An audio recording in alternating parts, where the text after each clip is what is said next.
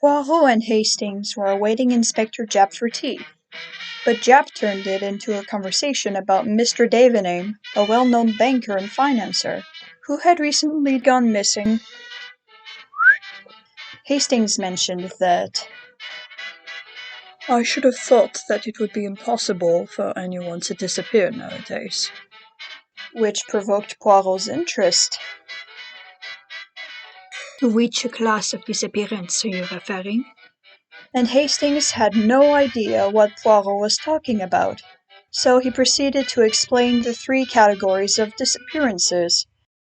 The first category is voluntary disappearance and is the most common one, like when a kid runs away from their home or someone is hiding away from their normal life. The second category is memory loss and is the rarest one, like if someone gets amnesia and never managed to find help or find their way back to a safe place or their home.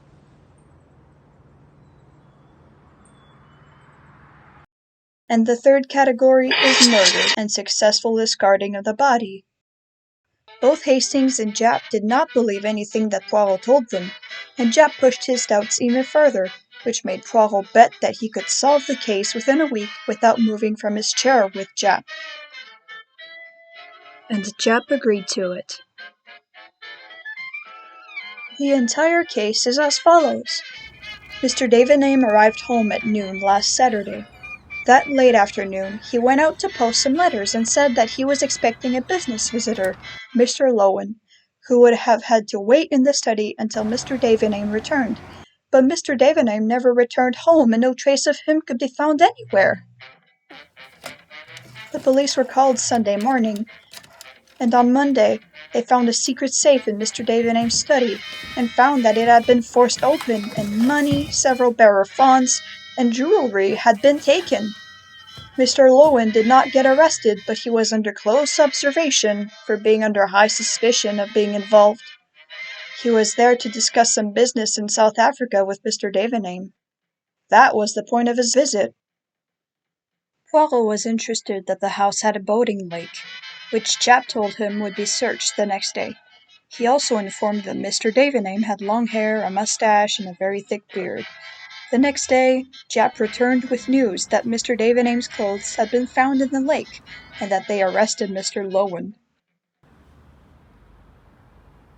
A frequent thief named Billy Kellett, known to the police for pickpocketing, claimed to have seen Mr. Lowen discard Mr. Davename's ring into a roadside ditch on Saturday. He then took it and pawned it, used the money to get drunk, got arrested, and then ended up in custody. Then Poirot asked Inspector Japp, "Have you any idea, my friend, whether Mr. and Mrs. Davename occupied the same bedroom?"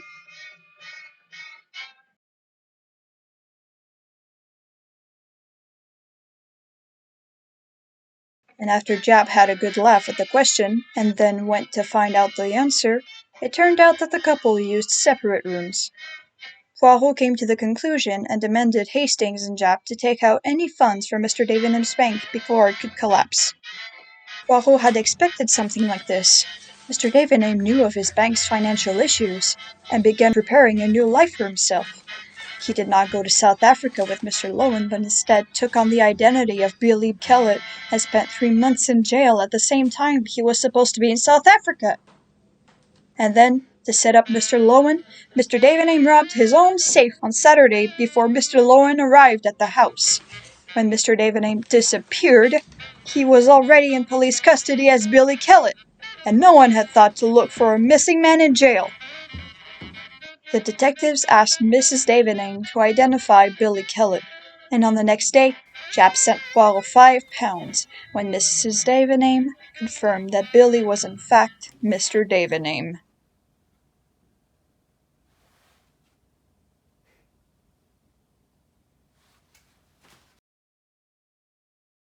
Now, something that should still be questioned is whether Detective Poirot's confidence is really that much helpful.